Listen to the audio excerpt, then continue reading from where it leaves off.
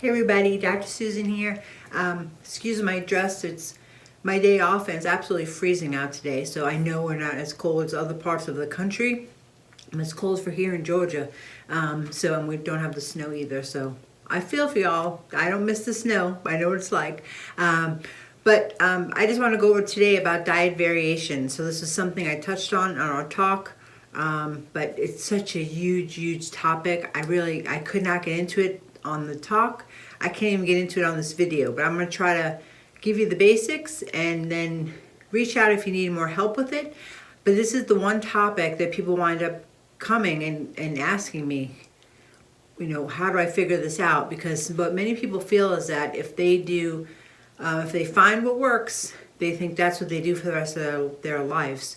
And that's not so. It's about diet variation. So I always tell people when they get stuck with their weight loss, the first thing I always say is you have to vary it up. And a lot of times they don't know what I mean when I say that. So I try to explain a little further what varying it up means. But what it means is that don't eat the same thing every day or don't do the same thing every day. You have to learn variation. So I'll give you an example.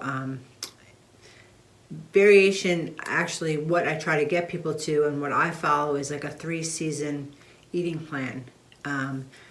So you have spring, summer, and if you think back to 1,000 years ago, in spring and summer is when the harvest came in, when fruits were plentiful, when vegetables were plentiful, when the gardens were coming up and growing. When fall came, it was more root vegetables and squashes and things they can store for the winter.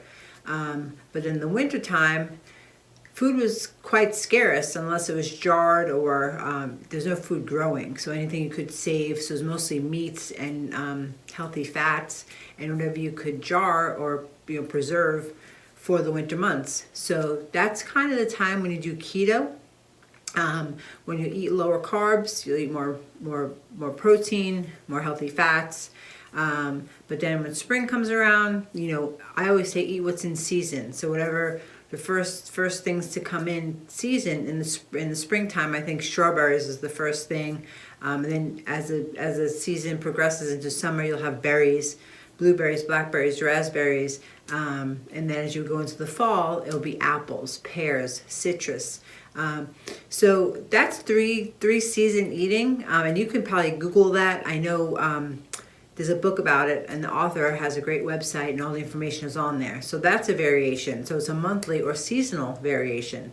So what I'm usually talking to people about is a weekly variation, especially women. So if you're over 40, as I am, and you did or do the keto diet, I had great success on the keto diet. As you know, I had MS. And reversed it, and the keto diet, ketones, nutritional ketosis, does wonders for healing my brain, healing my body from MS. So it was an incredible modality that I used, but it's meant to be used therapeutically, and that's what I did. But at the time, it worked so amazing for me. My weight was down, I felt great, my energy was high, probably never felt better. But what happened was I stayed on it, just like many of you do. It was great, working great. It was easy for me to do. It was so simple. So I did keto and fasting for probably about 3 years, and did amazing and felt amazing. But what happens after time is that when you do that for too long, too much of anything is not good. So when you do it for too long, especially as a woman, will tank your hormones. My hormones are always really very good. I'm very lucky in that sense, but I haven't been meeting a lot of women my age or just slightly older than me that are not having the same luck. So what happened with me is that I started to gain weight back because it was a kind of reverse insulin resistance. I'm not going to talk about that on this video. But the thing is that the key to that was what I had to do was add in a feast day. And that's variation. So when I learned more about variation, I knew how to handle it. I love eating low carb. It does wonders for my brain. I'm best thinking when I eat low carb, and I'm less tired. So when I eat carbohydrates, still to this day, I can handle a lot more carbohydrates than ever before. But still, they will make me kind of sluggish the next day as my body metabolizes them. So a lot of energy issues that people have is that what they're eating is the issue. So you have to kind of find out for yourself what works best. And I'll tell you, speaking to women over 40, it's very multifaceted. It's not simple. So it's not about one thing. It's not about one diet. It's not about vegetarian or paleo or keto or any of that. It's really a mixture of all of them. So there are times when I'm plant-based because that's the time of year for that. There's times when I eat more protein and more meat. That's in the winter time. And my body's to the point now where I've been doing this for so long, I actually crave. As the seasons change, my body craves differently. So I'm looking for different foods. As does women in their monthly cycle have to eat according to their cycle. This is a whole new concept that I'm studying. It's just according to your cycle. There's a time in your cycle, when you're menstruating, and then when your body's rebuilding back up hormones, ovulation comes, and then you actually have a couple of days when you're actually okay to fast again.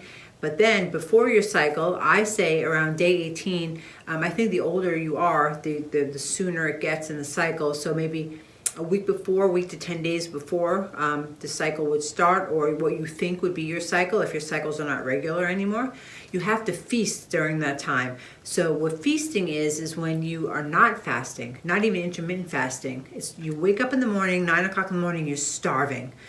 So that's your body telling you you need more carbohydrates at this time. Your body needs an insulin spike to be able to complete the hormone conversions it's trying to complete.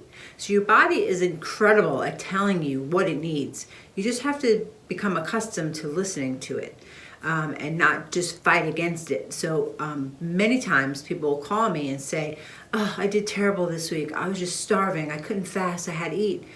And then I say, well, bingo, right now is the time for you to pay attention to what's going on because you need that food. So stop fasting and enjoy your food. So usually I'm a big fan of intermittent fasting or any type of fasting. Some of you may be new at intermittent fasting. And if you are, that's fantastic. But I'm going to give you a tip right now that you have to do. You can't just fast or intermittent fast forever.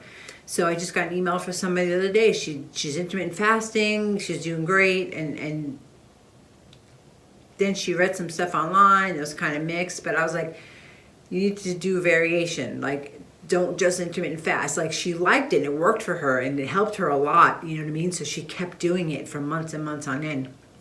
So she wasn't quite listening when I said to do the variation, and people don't. I'll tell you, I know that because I have people who lost lots of weight with me and they go low carb, and then I tell them, women, you have to have a feast day.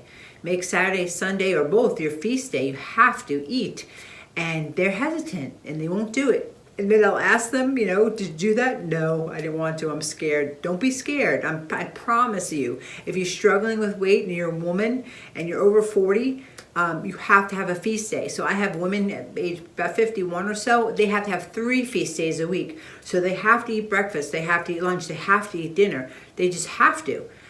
You still want to have a somewhat of an eating window, but now it's like a 12-hour eating window, 10, 12-hour eating window, and eat everything, but have 3 meals in that time. You have to, because your body will be calling out to eat at that time.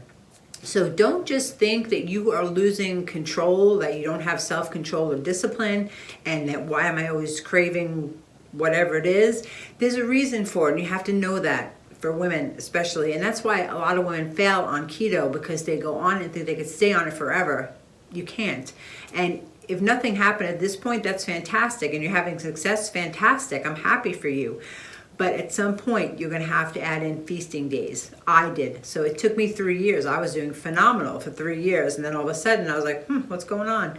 And I had to add in the feasting day. So I did. So I'll just tell you basically about the feasting day. It's the 5-1-1. So 5, you do 5 days of low carb, what you're accustomed to eating. Or if you're doing keto, which is the extreme, or if you're not, if you're just doing lower carbs, low processed foods, eliminating gluten, things like that. 5 days of doing that with intermittent fasting. 1 day feasting, at least 1 day. Make it a fun day. Make it be the day when you're craving stuff during the week. you save it for the weekend. That's what I always did. And like I said, it could be even 2 days, but at least one day. You have to at least do one day. And one day is a more extended fast. So one day a week, usually on my busiest work day, I will do a 24-hour fast or dinner to dinner fast. So when I stop eating dinner at night, I do not eat until dinner the next day. That's my favorite way of eating. I love it because I'm an eater. I'm a big eater. So to me that was perfect. And what happened was, though, you can't just do that one variation. Although it's a variation, you can't keep doing that one variation for a long time. So that's good to start with, 5-1-1. So you do 5 days of low carb, 1 day feasting, and 1 day of like a 24-hour dinner to dinner fast.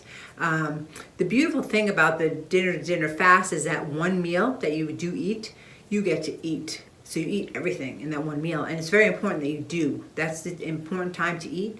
So I would eat everything in like probably a 2-hour window. Maybe not all at one time, but I would start eating at like 5:30, 6 o'clock when I got home from work, and I would possibly eat till 8 o'clock, hour and a half, so 7:30, and just eat everything in that time until I was comfortably full, and then that's it. And then the next day you start again, wherever you are in your variation cycle. So I wrote some things down here I just want to share with you.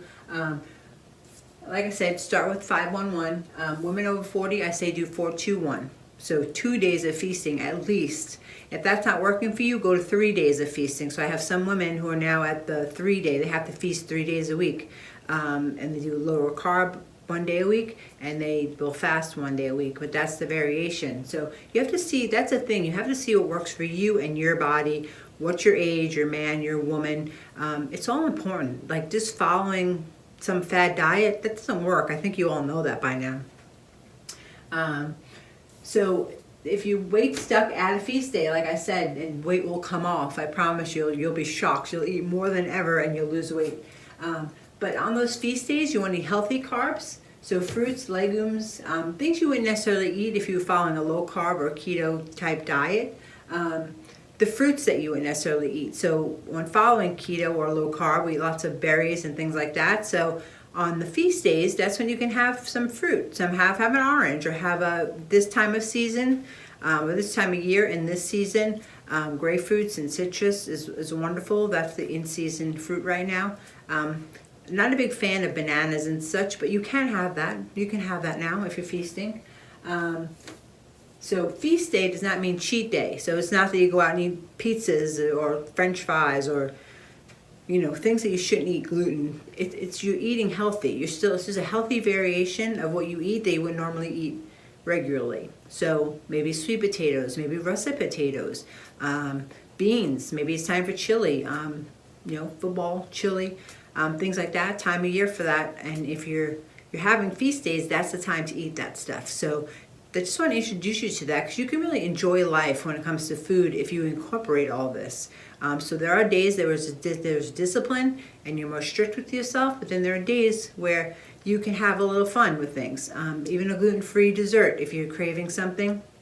A dessert, but it would be a gluten-free dessert, because I don't tell anyone they should eat gluten. It shouldn't eat it. So we have cauliflower pizza here.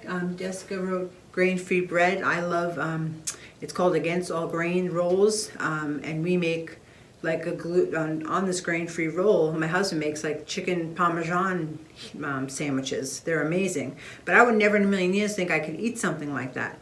When I start having feast days, I can have it. I'm not going outside the parameters at all on things that'll harm my body. It's something that I can have and eat, and it's something I enjoy. We enjoy that together. So that's a big thing, grain-free rolls, or gluten-free dessert. And then on feast days, do not skip breakfast. So if you're a breakfast eater and you're missing breakfast, you wish you could have it, you can. So on these feasting days, that's when you have your oatmeal, or breakfast type foods, more than just like maybe a smoothie or something like that. So I want you to enjoy yourself. Please reach out if you have questions. This is such a big topic. I've said that one time a week I'm going to make a video on weight loss, where we'll dive more into this. So please send in your questions. Definitely like and share this video, especially women over 40. I know I keep saying that because I'm a woman over 50 actually, so it's harder as we get older. It gets harder, but it doesn't have to be hard, and it doesn't have to be depressing, and it doesn't have to be a constant frustration. It actually can work out really nicely. So I want to help women to cross over that barrier that we have in our minds. So I hope this helped. Please reach out if you need any help at all. We're always here to help you. Hope you have a great day.